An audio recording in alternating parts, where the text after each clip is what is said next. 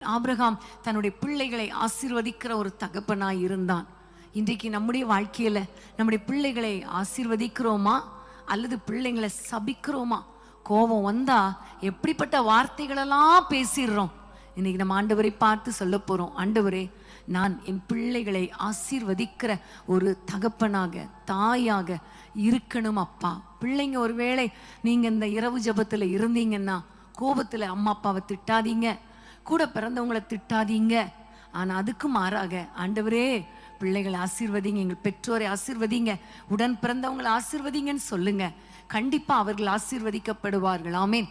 சமீபத்தில் ஒரு சகோதரியோடு பேசும்பொழுது அவங்க சொன்னாங்க, அவங்களுடைய மருமகனை குறித்து ரொம்ப கசப்பாய் இருந்ததாம், ரொம்ப வேதனையாய் இருந்ததாம். அந்த நேரத்துல அவங்க, ஆண்டவரே, என் மருமகனை நான் ஆசீர்வதிக்கிறேன் ஆசீர்வதிக்கிறேன் என்று சொல்ல சொல்ல சொல்ல அந்த கசப்பு மாறியது. அவர் வாழ்க்கையிலேயும் மாற்றம் வந்தது.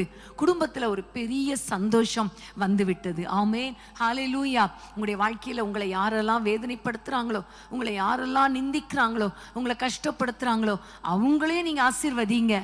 குறிப்பா உங்க பிள்ளைகளை ஆசீர்வதிங்க. எந்த கோபம் வந்தாலும், பிள்ளைகள் தாறுமாறான வாழ்க்கை வாழ்ந்தாலும், எதிர்மறையான வாழ்க்கை வாழ்ந்தாலும், கத்த ஆண்டவரே, என் பிள்ளைகள் ஆசீர்வதிங்கப்பா, நான் ஆசீர்வதிக்கிறேன், அவர்கள் ஆசீர்வாதமா இருப்பார்களாக.